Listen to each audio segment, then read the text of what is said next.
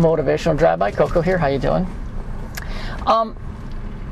There are a couple of amazing young women that I've met through the schools. One just graduated, one will be a senior. And there's many others, but there's two I'm thinking of in particular. And in our future, we're going to see a lot of them. Don't know what exactly, but you're going to see them. You'll know their name.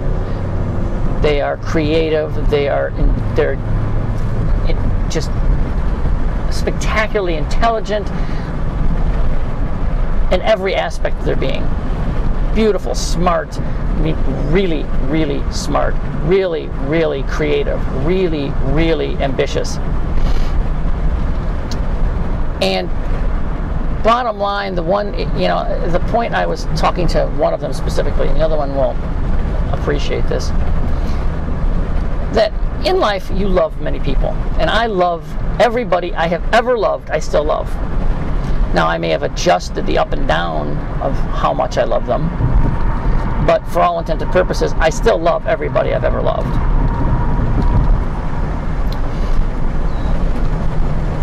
And if you can't do that, then there's something seriously wrong with you. You know, people come and go into your lives, and divorces can be really nasty and evil and awful. But you know they're happening. You know they're going to happen before they happen, kind of, sort of, for the most part. At least one of you do, and you really need to not make it as evil as it can be. But that's not the point. In every relationship, ideally, Leo Buscaglia was one of my biggest influences, and he talked about love all the time. And the point is ideally you're at a level, and you're both, when you love, you at the same level. But see, 5 pounds of love to me and 5 pounds of love to you may be completely different. My 5 pounds of love may seem like 60 pounds of your love, or vice versa. And when you weigh and measure using your own scale, and go back to the June 1st video, which talked about rulers, which talked about how you measure yourself against everybody else, you'll find that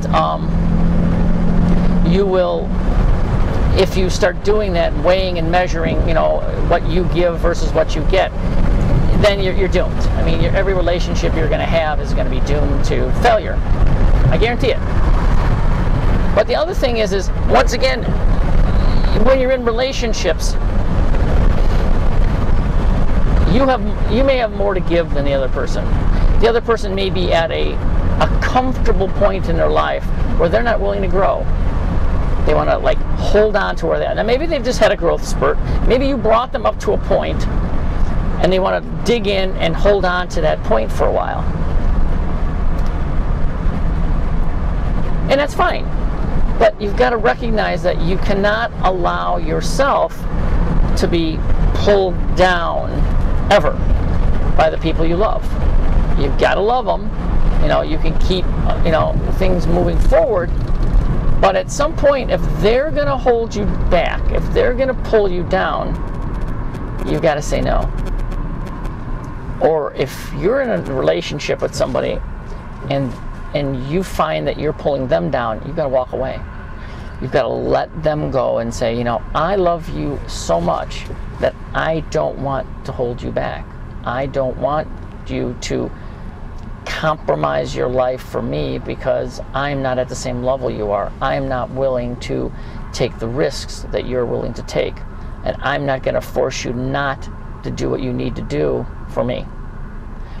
But that happens so much. And more so with guys doing that to women, where a guy will expect his girlfriend to wait for him, will hold off on her career while he gets set up. Hey, girls, by the way, more often than not, the guy will dump you after you've paid his way through college. Just to let you know. I mean, it seems to be a trend. I've talked to many, many, many women who got burned that way. And it's not always the case, but like I said, I've talked to a lot of women who that's happened. They put their husbands at the time through school, and then they lost interest, and they never got a chance to go back to school. So you got to keep in mind, you don't want to allow anybody to bring you down to their level.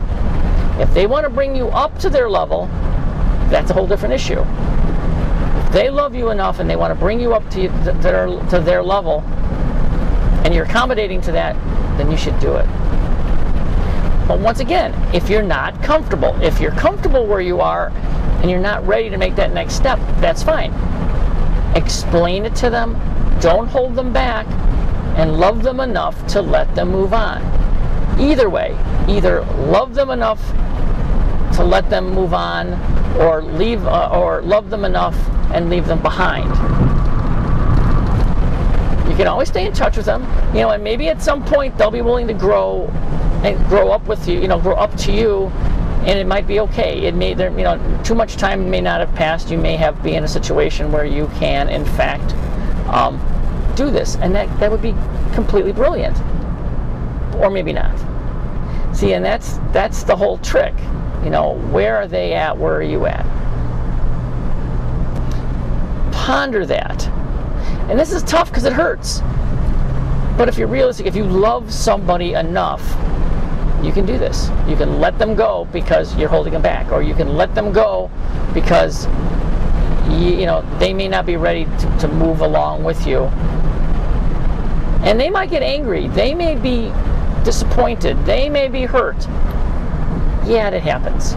You have to do the best you can about explaining to them how, what the situation is.